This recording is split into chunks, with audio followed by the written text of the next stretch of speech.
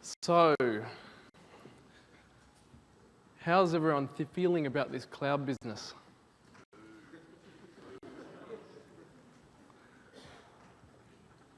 Who's jumping on the cloud? Into the cloud? Around the cloud? Who's trying to go around it? Okay. Is it coming? I want to get some feedback. Is the cloud coming? Is it something that's a certainty? Yes? Yes? No? Yeah, we could get some specific things there. Is it going to affect our lives? Yes. I might get a bit of a survey actually. How many people are devs here? Okay. IT pros? Okay, yep. Managers? Decision makers? All of the above? Okay. It's funny coming to tech heads over so many years and you see how people are consuming devices so much differently, so much in many different ways. We've got new devices now, people access information in such a different way. And even if, as I look out at everyone's standing here today, or sitting here today I should say, there's heaps of people on laptops and tablets and using their phones and all that sort of stuff.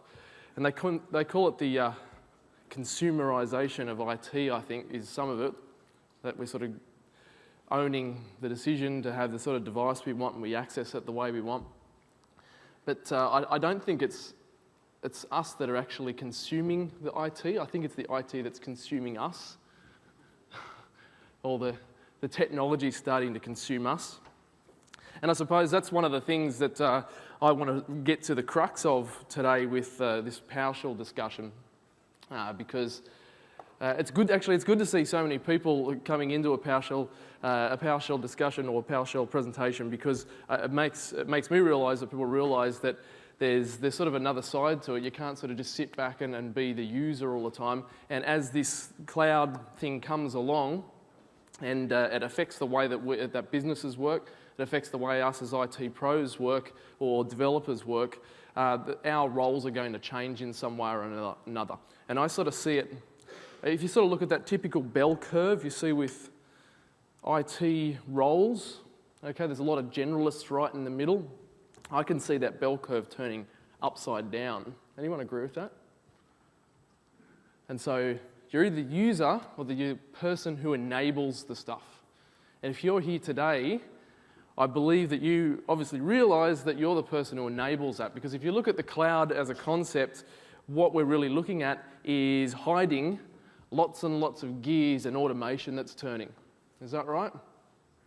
I'm sure with the private cloud discussion that's happening all across the conference centre, if you look at it, it's all about automating your IT business, so to speak, to be more in line with the way that I suppose the business wants to operate, and that's to make whatever money or have whatever goal that organisation has.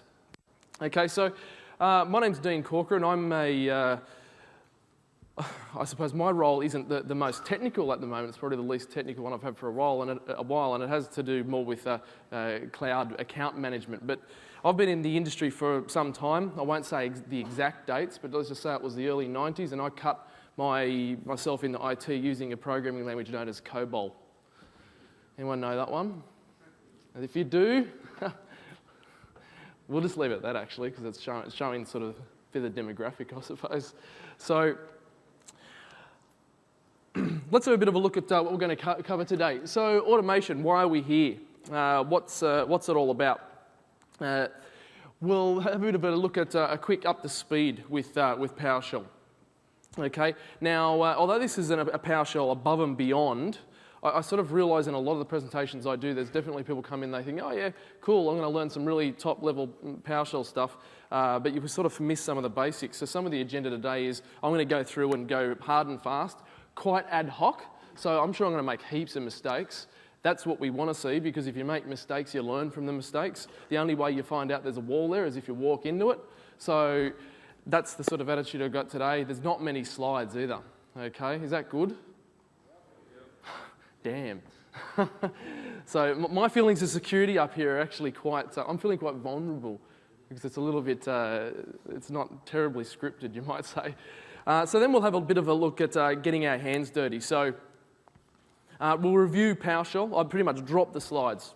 Okay, we'll just go straight to PowerShell. We'll start right from the beginnings of what PowerShell is, and we're going to move very quickly through variables and loops and conditional operators, and then we'll start to have a bit of a play with things like GUIs. We'll have a brief look at workflow capabilities, and we'll have a look at WMI, and then I'll show you how to put some PowerShell into an executable.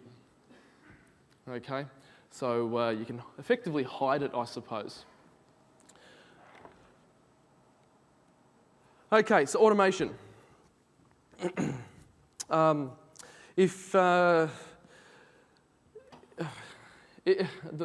Once upon a time, a long time ago, I think I was in high school or something like that, I saw a program on computers and it said, computers are good at highly repetitive tasks.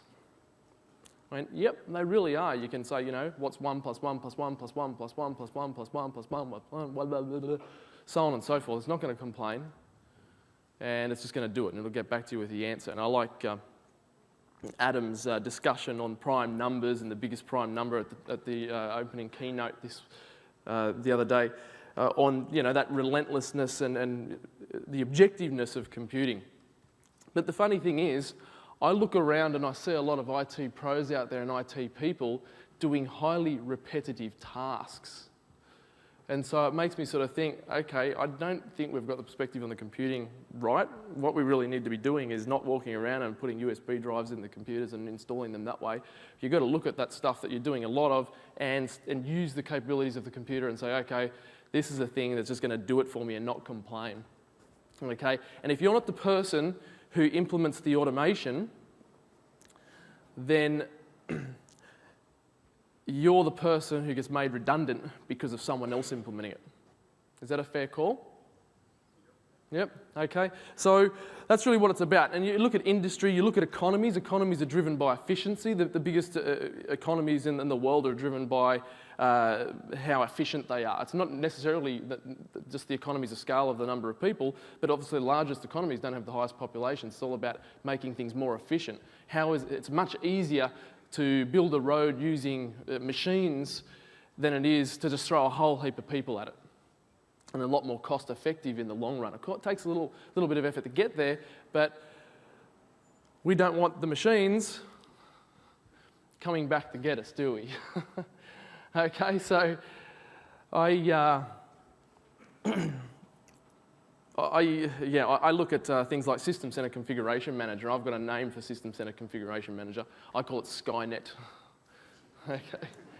Because it's that thing that does all the work for you, and you put so many smarts into it, and things like System Center Orchestrator, previously known as a Parlous. Is anyone aware of that one? It seems to be a hot topic. Go and have a bit of a look at that. It's a very powerful workflow product that pulls together a lot of Microsoft's System Center suite of products and a lot of other things as well. Very, very powerful. And it really does remove, certain people's roles if you're smart about it, being very reactive and even preemptive in many circumstances. So we're definitely going there. Okay, so infrastructure optimization model. Now this is something I used to look at a long time ago and say, that's just Microsoft marketing stuff. How annoying is this? I used to look at it and go, oh, this is just something that some sales guy says. And then I went, hang on a second, this is actually one of the smartest slides I've ever seen when you actually pull it apart and start to understand what the way you should be running your IT business. I'm not going to spend a lot of time on this, but basically on the left-hand side we have what's known as basic. These are organisations that are very ad hoc. They don't have any standardisation within their organisation. If you need a new operating system, it came with the PC. If you need to update or replace an operating system, someone runs around with a CD. At best, they might have a network drive set up to make it a lot easier, but there's no standardisation, no real process. There's a lot of firefighting going on. Next one, standardised. With standardised, you've said, okay, it's going to be a lot easier to support things if when someone calls up, we know what it is that they've actually got. We don't have to go digging around all the time.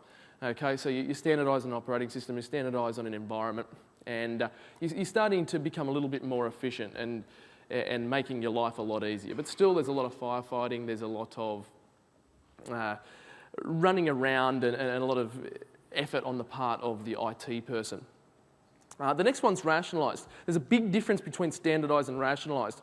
Rationalised means that as an IT guy or gal, you now understand the business and how IT affects the business. So we have things like SLAs coming into play. We know that if that server comes down, someone's going to really be upset with me. Okay, so you start to prioritise the way you work around that. Now, the last one is what we're really here to talk about today, and that's dynamic. It means that when someone in the business says, I need something, they don't have to necessarily get on the phone to you and say, hi, how are you doing? I want to have Visio installed. Okay? And we get this sort of process taking place where the person who wants Visio installed goes to a SharePoint website, for example. They click on the Applications tab and they request Visio for their machine. Of course, Visio is something you may have to license, maybe per head in your organisation. And so what happens behind the scenes is an email automatically gets sent to their manager to approve that the cost of that license. Okay? That email, they then click on a link within that goes back to SharePoint, and then they click approve. And of course, what happens when they click approve is a little automation piece happens where maybe the user gets added to a group, and then a product like System Center Configuration Manager or some other automated script that you've run is periodically enumerating the list of people in the group to see if anyone new's come along, and then the computer that they're sitting on happens to realise that there's an advertisement or advertisement, depending on what side of the world you're from, reaches out and installs the application for the user. And there's been no IT person in that at all. Does that make sense? Is that realistic? It's actually really realistic. When I was telling that story to people not long ago, people were going, oh, wow, I'd like to do that. But there's probably a few people here in the audience that are already doing that sort of stuff. Okay, and even things like, Windows. Has anyone seen the Windows Reliability Index in Windows 7? Here's that little bar that's like a health meter. Okay, that has information that's stored or can be retrieved via the WMI. Okay, so what we could do is we could be periodically querying all the computers across our organisation to find the ones that haven't been feeling very well for a prolonged period of time. And then overnight you schedule those machines to get re-imaged. So even before that person called, there's someone going, oh, this machine keeps crashing, I don't know what's going on. Of course, Windows doesn't crash, but this is a hypothetical. And they think, I've got to call the help desk, this is really starting to piss me off. And then they go, oh, actually, the problem went away. Or maybe they do call up the service desk, and the service desk goes and checks the logs and finds out that actually that night their computer was re-imaged and says, look, what we'll do is you just watch it for a bit longer. If you have a problem, call back again, and maybe it's something else. Maybe it's hardware. Okay. So that's the story that we're looking at. And so we're looking at a bit of a graph down the bottom there where your costs and your service levels start to intersect and become much more favourable to business. Okay, and your agility, your ability to do cool things like adopt new products and actually play with the stuff you want to play with is, as an IT person, if you like that, it enables you a lot more. Now, why am I having this conversation when we're talking to a whole heap of geeks, so to speak? Because we need to realise this, because if you don't realise it, you might become redundant. Okay, so, and that, IT changes. Does IT change? Well, this is the industry that changes more than any other industry, so we've got to adapt to it. So let's get into it. Okay, automation equals increased efficiency. Okay, less time, dollars, increased output. Increased output equals dollars. More time, more work, or more play, you choose. Okay, so maybe you automate stuff and tell people you're still doing it.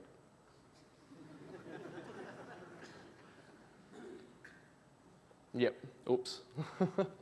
Okay, so dynamic IT reacts to business conditions, and that's going back to the business thing. And simply put, you can either be paying for masses, or you can be one of the people who gets paid instead of the masses, so to speak. Okay, so let's get into what we're here to talk about today. Up to speed, overview of PowerShell. Who knows PowerShell? There's a few people here. Who uses it every day? Cool, okay. Who's never used it? Okay, so it's sort of a good little cross-section there. Okay, so what is PowerShell? Microsoft's strategic automation platform. Implements revolutionary scripting language. Sorry guys, I've come to the reality that I am a geek. I can now see the screen. Okay. Does it replace the command line? Not 100%, but for the most part, moving forward, you're going to see it replacing the command line a lot more. Okay, we have a console host which operates a lot like a command line, and we have an integrated scripting environment. There's a nice little GUI style environment. There's lots of other plugins and additions out there that people use as well. It provides hosting and extension APIs that we can work with. It's very extensible, and as a lot of people break their way into PowerShell because they're using Exchange 2010 or something like that, which basically says, hey, some of the parts of the GUI don't provide what you want, and so if you want to do it, you can still do it. You've got to do it via PowerShell, and so most people get their first cut that way because they're forced into doing something the business wants because and there's no other way to do it. You're forced away from the GUI. Okay. It accepts lots of data formats. It's fairly type agnostic as far as the way you interact with it. And of course, it gives you the ability to create your own solutions. And my agenda here is to sort of get in and enable you guys a lot more. And I suppose teach you to fish a bit. You can write down lots of stuff that I show you today, but hopefully it just gives you a bit of direction more so. Okay, what's .NET? The developers here will probably tell you what .NET is. The non-developers here would probably say, oh, it's that annoying thing you have to install and update all the time. .NET is really, really good idea. Number one, it brings all the different types of wheels that have already been invented ready for you so you don't have to invent them again. And there's lots of extensibility and lots of access to different parts of the operating system within that. One of the coolest things about .NET as someone who develops or scripts is that unlike some runtime environments that try and create an agnostic hardware point of view, in other words, it should be able to run on any hardware platform or any architecture, .NET does not lock you into any given programming language. Okay, so if you see at the top there, we have the ability to use VB or C#, JavaScript, C++, or we can use PowerShell. Now, I don't want to be scaring off the IT pros here. You probably thought, oh, okay, I didn't expect we'd be talking about .NET and that sort of stuff. I'm going to try and make .NET as approachable as possible for those people here so we can get more out of it. Okay, so basically we work from the top down and we can get access to the very low-level operating system APIs if we wish. And, but mainly, there's a lot of stuff in there that we can use. Now, some people might say, excuse me, some people might say, oh, PowerShell doesn't have the ability to do X, Y, and Z. That's pretty much never true with PowerShell because we can always hook into something that does have that capability. Okay, and so that's what we're going to see, in particular when we play with the GUIs in a little while, and hopefully I'm going to try and make it, I've spoken about business a fair bit. The last thing I'm going to do today is something that's got nothing to do with business. So we'll see. Hopefully we're going to have time. Okay, .NET Framework Universe. Some of you might have seen this picture before. This is just to scare you. Okay, don't put your glasses or anything. You can't see the text. It's probably outside the scope of the resolution. Too small there. But basically, I'm just trying to push home. You've got a heck of a lot of stuff in there. That's a poster you can download. But there's lots and lots of stuff that you can get into or hook into with .NET that's been done before. It's just amazing. .NET evolves so quickly that people that I know that work with .NET have sort of refused to really learn all the new features all the time and have just learnt that they need to be more resourceful about finding what they need in .NET when they need it. What I'm really getting at there is that there's a host of capabilities we can leverage upon with PowerShell. Okay, for starters, getting back to PowerShell more specifically.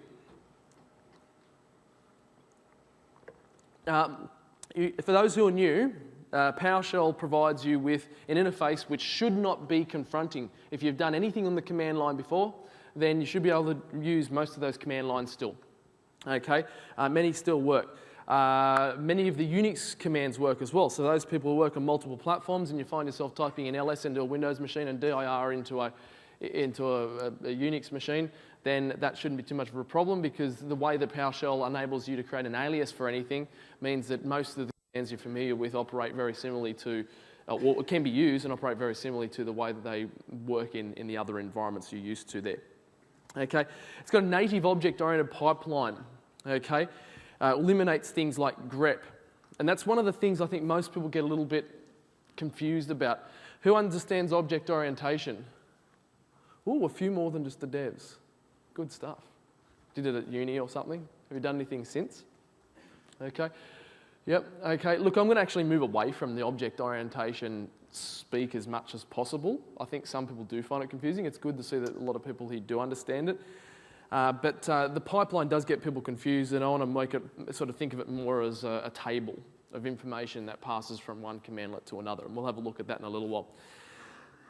Commands are commandlets. They've got a verb-noun naming convention. For example, get process, and then little hyphens for each of the parameters. We can use aliases as a great get help.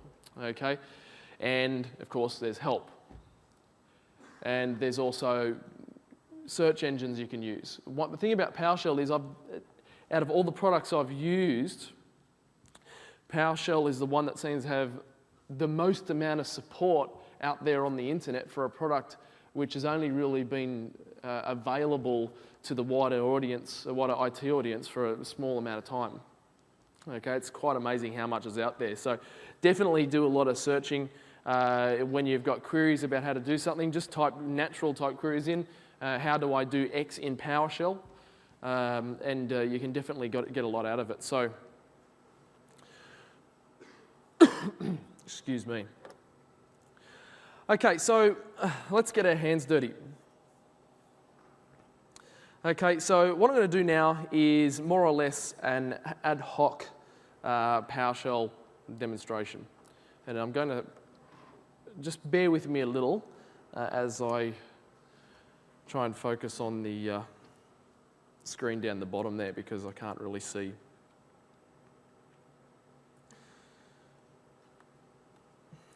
At all. So, okay, so there's our PowerShell interactive command line. PowerShell, when I first started using it, it actually got me a little nostalgic. Who's a child of 80s computers? Anyone remember things like Commodore 64s and stuff like that? Oh, yeah. Which is the way I'm going to wrap this up, actually. You'll be pleased. Okay. The cool thing about PowerShell is really this is more of a development language in the way that it's a sort of, okay, this is a developer's language that's been adapted for interactive mode in many respects. What is cool about that? It means that you can just walk up to this ad hoc and type stuff and it happens like a command line, but at the same rate, you can create very, very powerful solutions. Okay, so and the good thing is when you're using some of the GUI tools, it means you can just highlight parts of your code and see what happens. It's very hard to do that in some of the other development languages. Or there are ways to get some of that done with smart debugging, but for most IT pros, it's not very approachable to pull that stuff apart like that. So the first thing's going to go really quick. DIR works. Okay, cool. Everyone knows that? Okay, does it look like conventional DIR? It's a little bit different, okay? We can do things like, well, what is DIR for starters? DIR isn't really DIR. If I type in alias DIR, we find out that DIR is actually known as get child item. Why do they use something so annoying like a big word like get child item? It's because it's right, okay? And that is DIR goes back to the days of us thinking about directories on hard disks and stuff like that. PowerShell doesn't make any distinction between a file system on a hard disk, specifically navigating parts of the .NET framework, performing WMI, accessing Active Directory, or accessing the registry. Okay, so if we were to type a DIR, in some contexts, I should say, that would not be correct. You wouldn't be getting a directory. You'd be looking at something that would be called something else in that scenario. Okay, so it's really get hyphen, of course, tab, and we can get all the gets. Okay, so get back to get child item, and you'll see that it gives us exactly the same output there. Excuse me. Okay, so moving on a little, I'm just going to type CLS. What does that do? Clears the screen. Okay. Also, it's clear-hosts, but sure you're going to use most of the aliases. The next one, get help, of course, is something you need to be looking at. Type in get-help and type in the command that you want there. I'm just going to move this up a little, just realise it's just slightly off the screen for everybody. Okay. Okay, get help, and then we can say, type in something like get-process, and it'll get us the help on get process. You can see there's syntax, everything there. If we type in EX for examples, I'm pressing tab, that's how I'm completing that for those who aren't as familiar. Then it gives us a whole heap of examples, 9 examples on get process. Or we could put in get, and I'm pressing up arrow. Detailed will give us the whole lot. Okay, or the majority of it. Okay, so I'm just going to clear the screen again. If I type in PS, that's get process. Okay, so the first thing we should always do in an environment that is sort of a scripting or developing sort of environment is do what? What's the first thing you always do? Very good. Well, my Listexia is coming up. Okay, so there's our hello world. Couldn't be much easier. Okay, this is where I start talking about the pipelining a little. Okay, the thing about PowerShell is what we see on the screen is always the dumbed down version for a human when it doesn't know what else to do with what it's got. So in other words, when you enter a command or you run a script or whichever, sometimes there's an output flow or a pipeline that flows, and at the end of the pipe, nothing is there to catch it. Okay? And so what's going to happen if there's nothing to catch it is that the default behavior, at least within the command line host, is that it'll go, oh, we don't know what to do with this. What we will do is dumb it down to a default level of visibility or default level of attributes or properties that we want to see and show it on the screen, because chances are there's a dumb human sitting there looking at me and I better give them something or they'll smash me or something. Okay, and so if I just type hello world, that's just a string, and so it's going, oh, what do I do with this? Oh, okay, there it is on the screen. Okay, and so that's how we get that. Excuse me. But of course, if I type in something like $1, it's not $1, is it? Equals hello world, then it doesn't give me anything because it knew where to put it. Is that fair? Okay, and so same would be true though if I type in $A, it's now going to give me hello world. Okay, so now if I put a little dot on the end of the A, what that sort of means is to show me what other things there are about this particular thing we're looking at or this object that we're looking at. Okay, so if I can start pressing tab now, it'll tell me all the things that we can do, or actually I'll talk in the proper terminology. It'll show us all the properties or the methods that we have available to us for that particular object of whatever type it is. So if I was to put in to upper and press enter, now hello world is in uppercase. Okay, so this is where we're really seeing .NET working for us favorably here. Okay, so, excuse me.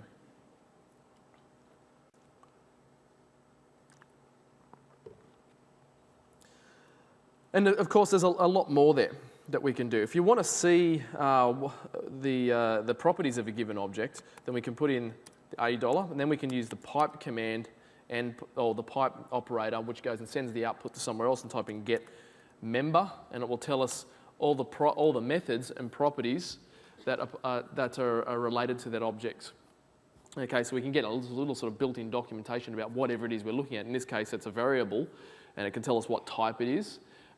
In some circumstances, it might actually be a command, and it will tell us what's available. Okay, but for those who don't know object orientation, methods and properties, really quick analogy.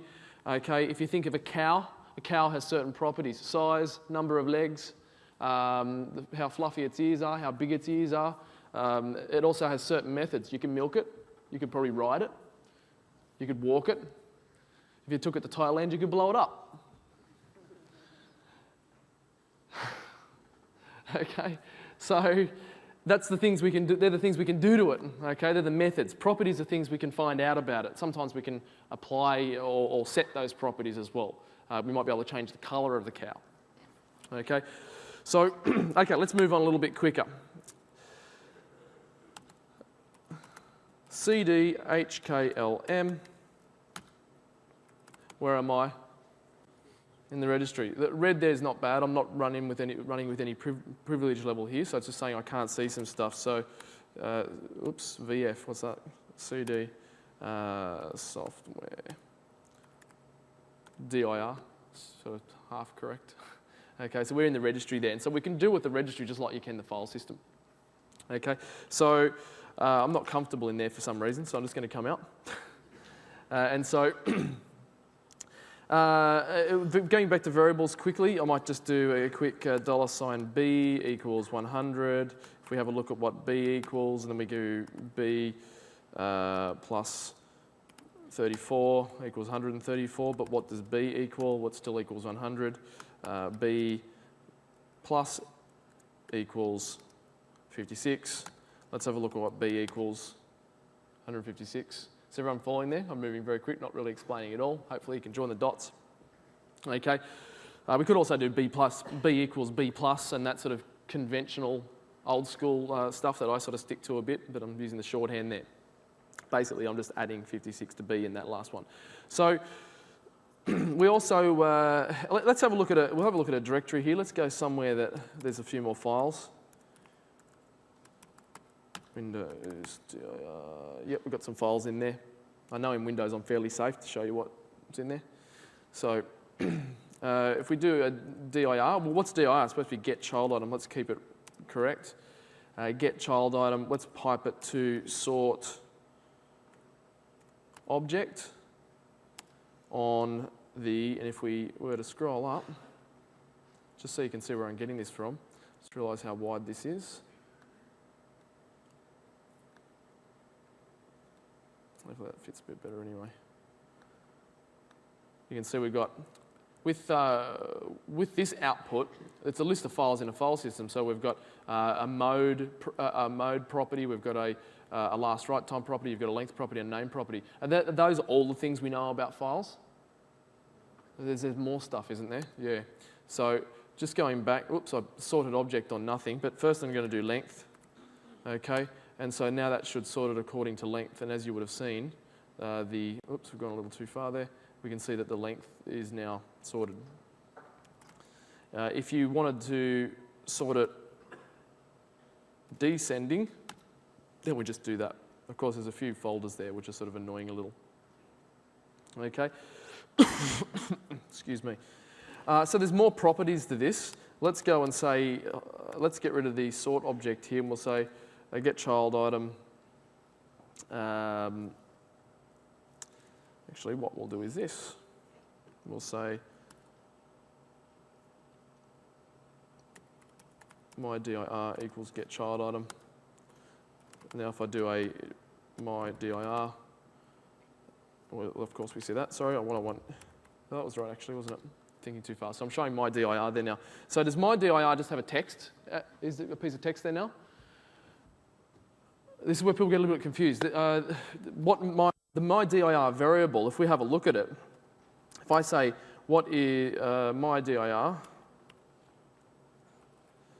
okay, it actually is a list of objects, really. And this is why I would create the analogy of a table or a spreadsheet a lot more. Because think of what you're seeing there as being a filtered list of the columns for a particular spreadsheet. In this case, we're looking at the directory from Windows. Okay, so what we could do is now pass this through let's do a for each. For each, this is looping now. We'll call it file in my dir. Okay, so to quickly explain that, what I'm going to do is go through each one of these rows, if you like, or through each one of these files, and for each file, I'm going to store the value in file for each iteration, and then run this piece of code here. Okay, so we'll say file, and then we'll say length. Oops. And now we're only seeing the length there. There's another way I could have got that, but I'm going somewhere with this. Okay.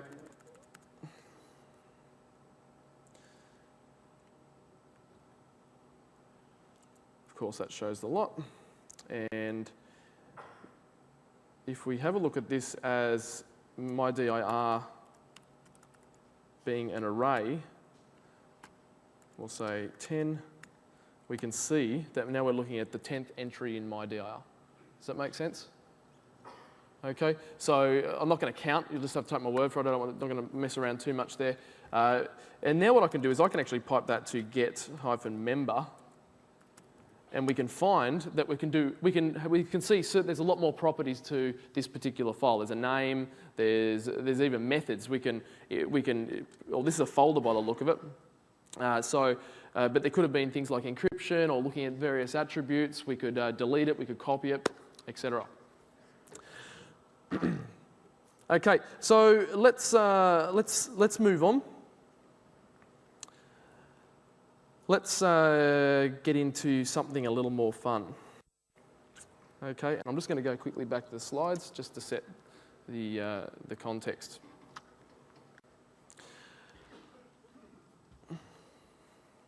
Okay, GUIs. Okay, with PowerShell, there isn't any built-in GUI functionality. Okay, in the actual PowerShell scripts itself. I'm sure there's some downloadable components you can add to PowerShell which go and add scripting functionality, but sorry, I should say GUI functionality. But generally speaking, it means we have to leverage on other things that PowerShell has access to, and of course this means .NET. The other thing being is that there isn't any visual PowerShell capability like we have with Visual Basic or Visual Studio in general, or we can go and create a little GUI. Again, there's probably third-party things out there that you can find, so you can do a drag and drop and make GUI interfaces. Okay, but what we need to do is we need to tap into the .NET workspace, sorry, the .NET namespace.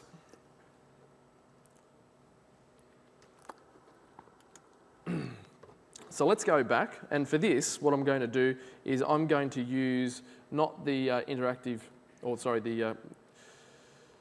the command shell, but I'm going to use the Windows integrated scripting, Windows PowerShell integrated scripting environment. Now, look, some of you will say, hey, I use Power GUI and things like that. There's lots of others out there. I just want to stick with the ones that we've got available to us from within Windows itself or when you install PowerShell. Okay, part of PowerShell version 2, we've got the integrated scripting environment, which is a sort of semi-GUI environment for us to do a little bit, make it a bit easier for us to script within PowerShell.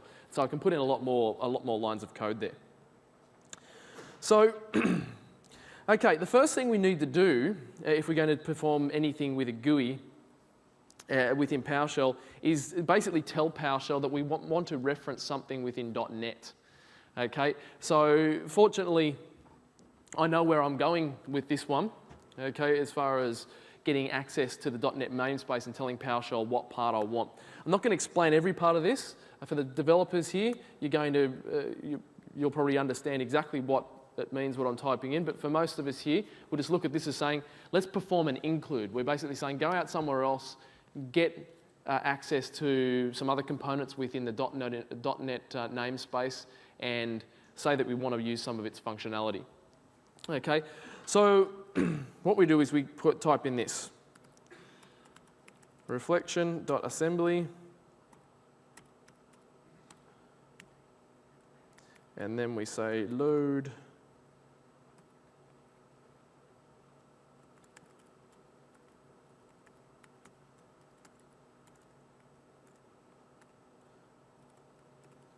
load with partial name, and then we'd say what part of the .NET namespace we're after. So system.windows.forms.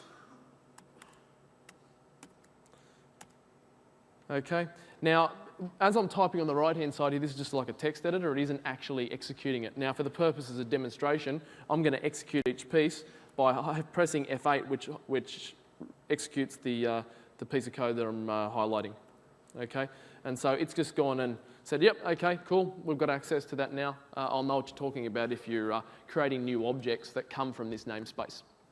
Okay, so the first thing what we'll do, I think, is do something really simple. Now, quite often, once you start going into PowerShell scripts, at some stage you might want to make a PowerShell script a little bit more dynamic and not just be pulling information from other automated systems. Sometimes we admit a human needs to be involved to select a file or something like that. And so one of the easiest ones one of the easiest pieces of GUI interaction that you can place is to create a file dialog. Okay, so what I'm saying is create a variable called dialog. I can call it whatever I want. We'll call it dialog. I'll then say it's going to equal a new object. Okay, so what we're saying is go and create a brand new object, and now we have to tell it what that object is, what type of object is we need to create as a new one. Okay, so I'll then reference the object within the .NET namespace. So windows.forms.open file GIALOG. I hope I've got that right, because the one thing that doesn't work within creating new objects is pressing tab throughout the .NET namespace here. If you use some of the other GUI products that you can download, there's some open source ones out there like PowerGUI, they make this a little easier. Okay, so when I do that and press, oh, that's not what I wanted, is it? Press F8. All I've done is go and say, okay, we created a new object, it's stored in a variable, but we're not doing anything with it. We haven't told it to start up. And so just where we're at the moment, we've got the interactive line down here as well. So if I type in dialog, okay, and then press dot, you can see all the different things that we can find out or do to this dialog. So you can change the title and maybe change the size or the style. And of course, one of the things that we're going to want to get out of this ultimately is whatever the user selects within the file. Okay, so back over here again. Or what I could do is do get member, and that will then show us all of that in a list. Now keep in mind that some objects within the .NET namespace have got lots and lots and lots and lots of properties and methods. So dialog dot show. In this case, what's happening? I think that's right. Okay. In this case, what I'm going to do is run a method. We can actually tell the dialog to do something now. And the thing I'm telling it to do is show itself. Okay, so let's execute that. And of course, you don't see it because I'm actually running dual screens here, and there it is. Okay, and now I'm actually giving away some of the end game. Okay, so what we could then do is say click on script, click open, and of course, it doesn't seem like anything's happened, but what's actually happened now is we should be able to go over here and type in dialog dot, and chances are that I think it's file name, and press enter, and now it's told me what it was I selected. You've got the path, and so you can now pass that to the next parameter, which might be delete or who knows. Okay, so they'll pass it on through the pipeline to the next part of your script. So that's a really, really, really basic sort of entry into Windows Forms or GUI components. Okay, so let's go a bit further now. Actually, I might just Control Z that so I don't create the illusion that I'm not using that assembly anymore. Can everyone see that okay? Yep. Now, if you're right at the back, that's your own problem. Come on. Seriously. There's plenty of seats down the front. So, okay, so what we're going to do now, let's go and create something a little bit more fun. What we're going to do is we're going to create a form. We'll call it a form. This is often what we call a Windows form. We'll just call it a form. Form equals new object, windows.forms.form. Now, what a form is, for those who don't know, it's basically just creating a window with nothing in it at all. It's got a title bar. We can probably set the text in the title bar. You can change the size of it. But it just sits there with nothing in it at all, waiting for us to close it. Okay, so I suppose I'll demonstrate that to you by saying, okay, form. I'll put it in here so I can highlight it. Form.show. Well, because I haven't created it yet, I have to execute this, don't I? I told you I was going to make mistakes. Now I can type this. Thank you. Obviously, my glasses need to be changed as well.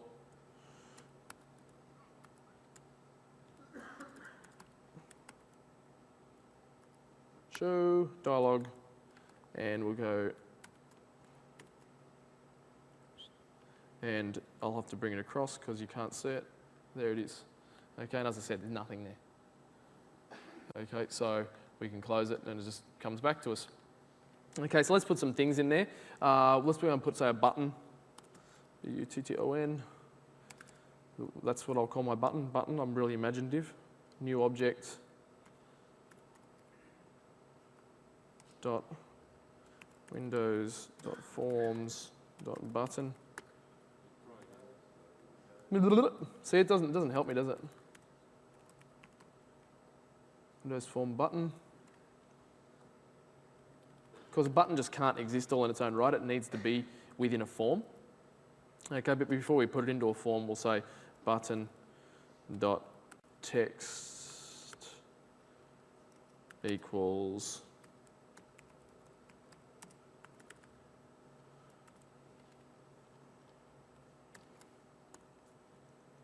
thanks for your troubleshooting, guys. It's good. Okay, and now what we have to do is we have to put it into the form. Did I make another mistake? Form dot controls dot. Oh, it's going to be a long day. That add. Excuse me. And then what's the name of the thing we're putting in there? Come on, surely you can connect the dots. Okay, so I execute that, F8, and now if I go and show my form, we have a button. Does it do anything? No. If it was, I'd be really, really surprised right now. But stranger things have happened, I must say.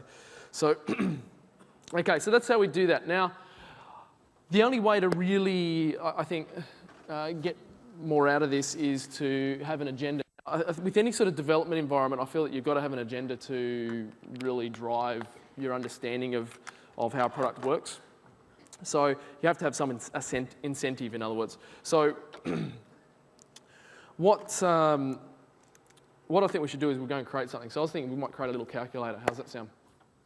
See how quick we can create it. Okay, we're against time. So what we'll do is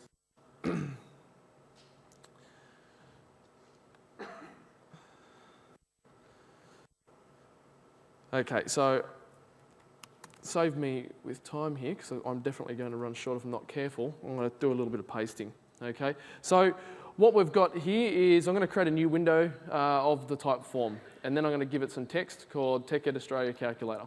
Fine? Easy. Too easy.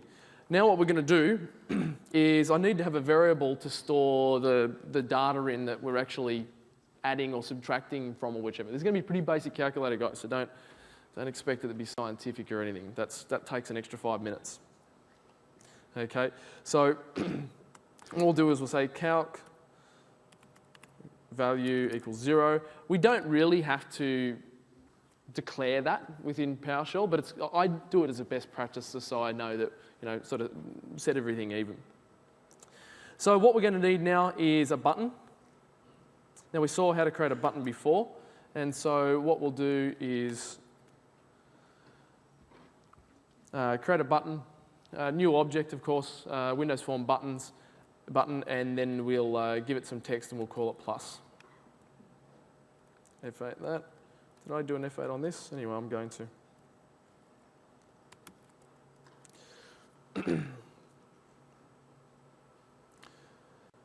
Okay, we have to, what I'd like to do, what did you see with that form before? Where was the button located? It's up the top, wasn't it? So it's because it's at position 0.0. That's where it's going to be because it hasn't been set. So what we have to do is tell the button where it's going to go. And so what we do is we say button, the plus button dot location equals object, a new object of drawing point. So we can sort of create an XY coordinate, okay? And so what we're saying is let's place it in 20 or X20, Y50, if you like. Okay. And now what we have to do, remember before we didn't have any action associated with our button? So what we need to do now is have an action. Now if I can explain this little piece, okay? What the button object has a method called click. And what we want to do is add a response to the event that gets fired when someone clicks that button. Okay? So if we can have a look at this little line of code here, we're saying, okay, we're going to add a click. What's going to happen when we add that click? Now, if you can see the curly, well, we can see two sets of brackets there. You've got your sort of standard sort of round brackets. And inside that, you'd normally just put the command you're going to run. But because I've got multiple commands I want to run, what I need to do is put in some curly brackets, which creates a block of code which gets treated as one. Does that make sense? Okay. So what I'm then doing is saying, okay, if you click plus, then what we want to do is get the calc value that we've got and make it equal to the input field that I haven't actually created yet, I might add. That's not a problem at the moment. So the input field is going to be a little text box, so we can actually type in the number that we want to add something to. Okay, and then I'm setting up another variable called operator, which is just a text string of plus, so that when I click equals down the track, I know what it was we're trying to do.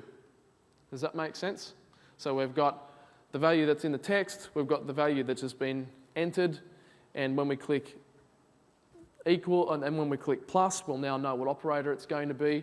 And then when we click equals, we'll say, oh, okay, so you wanted to get those two numbers and add them together. I'll show you the result. Okay, so, excuse me.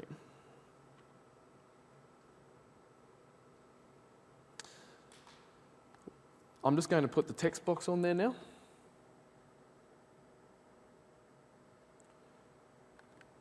It's good to do this a bit earlier in the code. I haven't run the other bit. There's my text box. In this case, it's a Windows Form text box. It's a new object, and we're saying to place it in 20, 20. Okay, we've run that.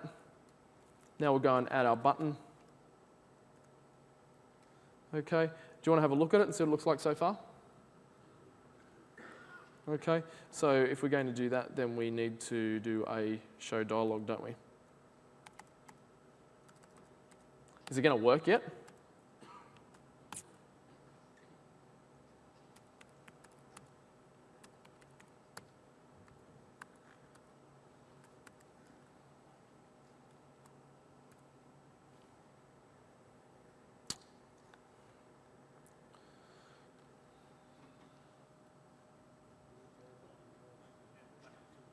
What's that?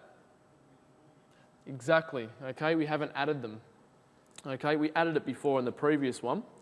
Okay, but we still have to add them. So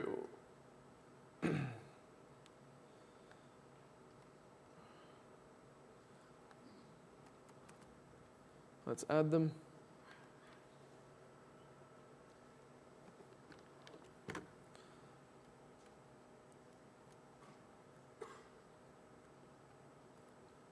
Now we'll have a look. And there's what the calculator looks like so far. So we can put some data in there. We can click plus, and it's probably going to give us something a little bit weird here because we haven't really joined the dots yet. But the form keeps running. Okay, let's close that up. So what I'm going to do now is I'm going to add in the equals button. Really quickly, and we'll place that here, and we'll have a look at what this code looks like. Of course, there's a lot of other buttons we can add. So what I've done is I've created an equals button, or a button equals if you like. giving it the text that looks like an equals sign, and then we're saying, okay, we're going to position it on X20, Y170, and then when someone clicks this, I've got it. There's actually a few ways I could have done it. I just kept simple with an if operator. I could have used a switch operator as well, which would have made more sense. But I think if is a little bit easier for some people to understand. So I went if the operator equals. Remember before when we click the button, it sets a variable called operator to whatever the button is that's clicked, equals plus. Then we change the text field to whatever the value was when we clicked the operator before, plus whatever's currently in the input field. Okay, so is anyone seeing holes in there? And we have to. Sorry, what was that? Sorry, I didn't catch what you said. The answer. Answer, if you remember how a calculator works, it's got one screen. Is that right? The answer is where you put the data in. So that's how I'm working with the classic calculator. We could do something advanced and have like the... What's that? The operator. Is that what the mistake was before, is it? Was it? Oh yeah, I'm only working with some basic math here. Okay, so what the intention is down the track is to add the plus, minus, divide, times in here. We can put in a number here. So we press 45 plus, okay, and then we go 7 equals. Is that right? So there's the calculator starting to come together now. Okay, so how do we create the other buttons? Well, I've already created the logic for what they do when they get clicked, but basically what I could just do is copy and paste all the other, plus button, or the section for creating the plus button, and change it to, button minus, change the position a little so it sits somewhere differently, change the operator name, and we've got a little calculator that does basic math for us. So calculator's not very hard to make, is it? Okay, so we haven't got much time. That's some of the GUI component. I want to get on to the fun stuff a little later. So what I'm going to do is flip back. We'll have a bit of a look at workflows. Now, built into the .NET framework is a set of capabilities, keep it generic, for creating workflows. What's a workflow? It's basically, it's a flowchart.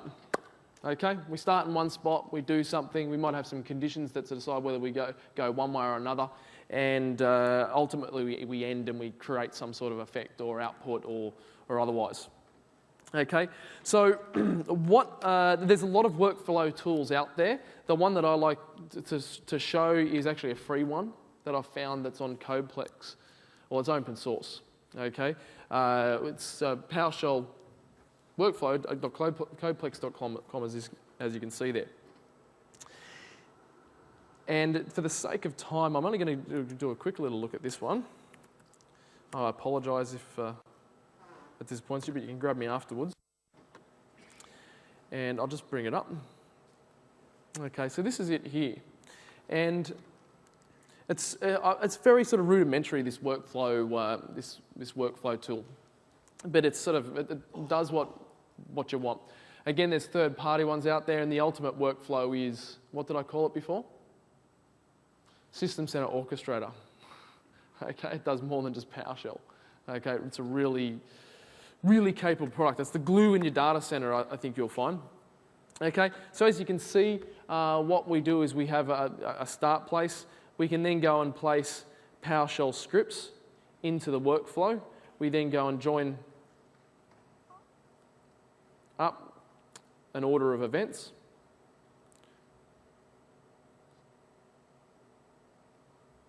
Okay, and it's all very visual.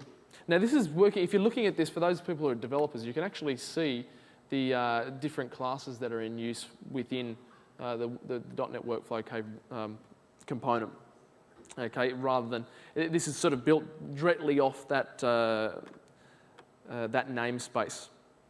Okay, if we want, we can even go and place in, of course, conditional operators like an if. So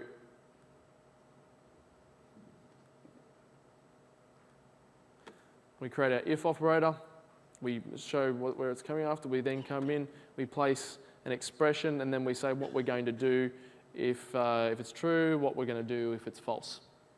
Okay, and so what we can do is we can go and drop in, say, another PowerShell commandlet in there, or script within there. If we click on the top up here, what we can do if we go to one of these PowerShell modules is go to the properties and say that we're using a script file and then specify where it is we're going to find our script. And I'm just going to quickly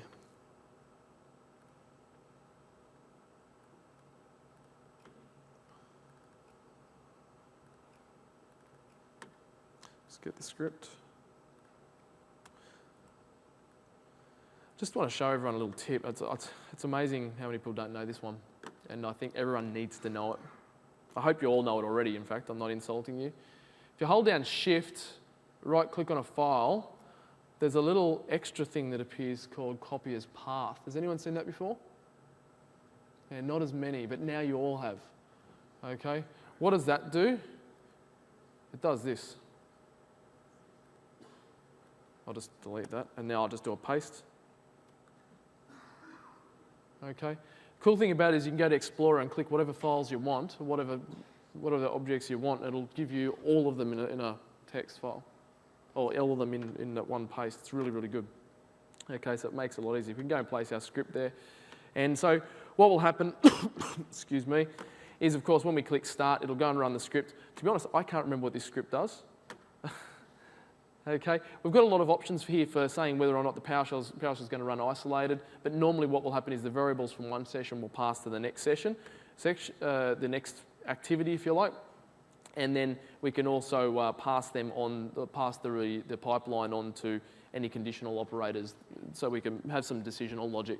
And so you could use this to, perform some sort of rudimentary tasks. Again, the main workflow product that I'd focus on would be something like Orchestrator if you're up for it, but there's a lot of other third-party ones out there from other Microsoft partners as well. And so if you just do a search for PowerShell workflow in a search engine, for most IT pros in particular, you'll find that these GUI-based tools are a lot more accessible than doing this all via code, because that's what .NET provides you with, is a workflow foundation for coding workflows. Sorry? Yeah, you know what I mean. Okay.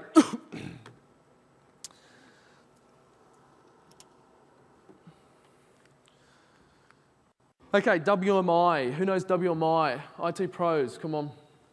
Okay, if you're an IT pro and you don't know WMI, then you're lucky. No.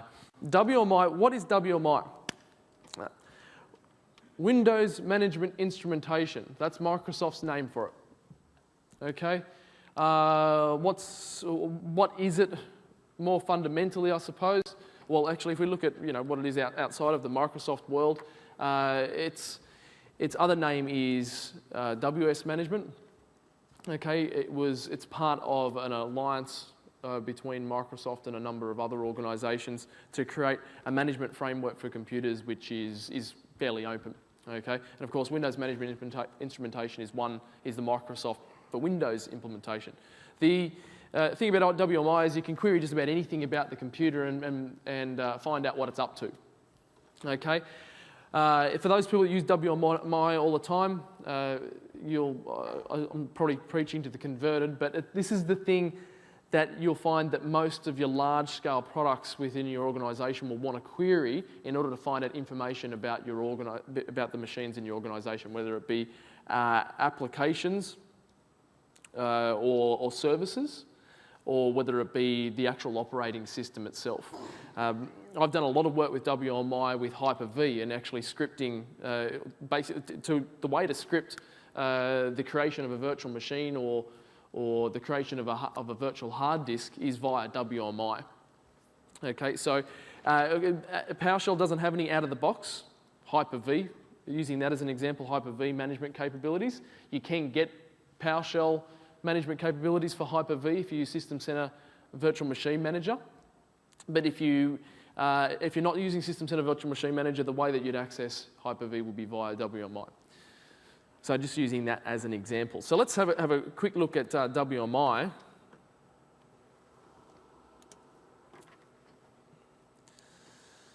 And the first thing that I'll show you is WBEM test. If you type into the Windows Start search WBEM test, you get this little tool. It's a terribly ugly and awkward tool. Yes or no? Yes, and there's definitely better ways to do it. The reason I'm showing you this is because if you walk up to any computer, this is available, or any Windows box, this is available. Okay, and I'll just use this as a quick demonstration. You are going to hit your head against this if you have to use it and go, oh, but I understand it fairly well now. And I understand where it's coming from. Windows Management Instrumentation Tester allows us to connect into the namespace. What the default namespace that usually comes up is the root Common Information Model version 2. Okay, and if I click connect on that, okay, and then I enumerate the classes. If I click recursive, then what it will do is it'll go and enumerate all the different classes we can access within Windows. So we can see there's 810 objects and counting.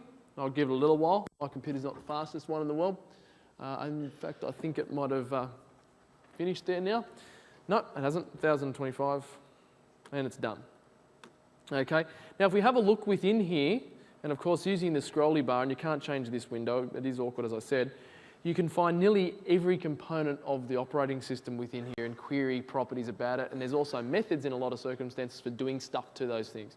So a common one that people will show you, and I'm not going to do any different because everyone understands what it is to go to Win32 logical disk. There it is there. So if we look at Win32 logical disk, if I double click on that, it's now telling us in hopefully what's becoming more familiar now, that object-oriented speak, what we have available to do to Win32 logical disk. And so we can see there's properties and there's methods. Properties are things we can find out, and sometimes we can apply them. And we've got methods, things that we can do to a disk. And as you can see there, we can do a check disk. You can reset it. You can set its power state. Okay, and there's a lot of information around what we can find out. And so the common things that people want to know about a disk is maybe going to be its, whether it's compressed or not, or the free space. Okay. Now at the moment it's not showing us any specific disk. We have to have a look at what instances we have in the system that are available. So I click on instance, it's now showing all the different instances of disks we have on this computer. So we can see what we've got, C, D, E and V. Okay, so now we can see the different instances, there's multiple. I can go and have a look at a particular one, and now it's showing me what properties we have. And so if we go to something like the free space like we saw before, maybe if I just press F, double click, we now get a value. And you can see there's a few windows getting there, wasn't it? Okay. Now, the reason I show you that is so you can see in a more visual form the way that we access WMI and PowerShell. So what I'll do now is I'll just create a new little page here, a new file, and show you how we get access to WMI within PowerShell. The way we get access is to use a command known as getWMI or GWMI. I'm going to store it in a variable though, so I'll say my disk equals get WMI object. If we press the hyphen, it now gives us the opportunity to have a look at what parameters are available. So we have a look at what it's asking for in this case. So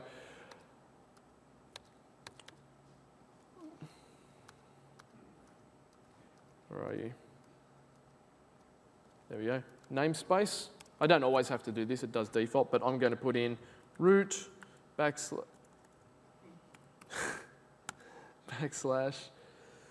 CIMV2. I'm having a good day. Okay, and then we have to perform a query. If you're a SQL person, this next bit will make more sense. But basically what I'm going to do is say, I'm going to select everything or all properties from Win32 32 underscore logical disk.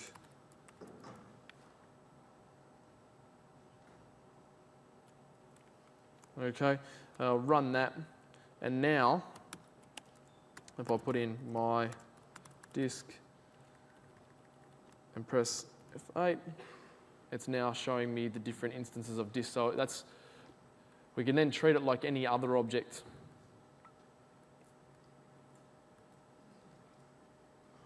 Can you see that? C, D, E. How do we only show one? Where object. So piping to where will basically, it filters the pipeline to say, okay, we only want to see rows, or we only want to see the data where a certain thing matches. I just realised we're at time. Where object. And if we have a look at the properties, we've got device ID here. So what I'll say is $_ basically means get from the current pipeline. The device ID, EQ, and we'll put in, say, the D drive.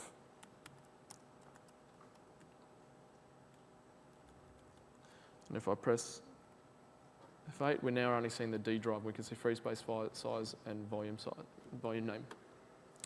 Okay, I've just realised we're at time, and I've run out a bit out of time. The other things I was wanting to show, and I'm more than happy to show if we want to take it offline, is how to throw this stuff into a piece of C# code and compile it into an exe. Really easy. I can even give that piece of code to you if you want to make it really easy. And if anyone wants to stick around as well, I've got a little Space Invader game that we can make. Okay, with the GUIs. Okay.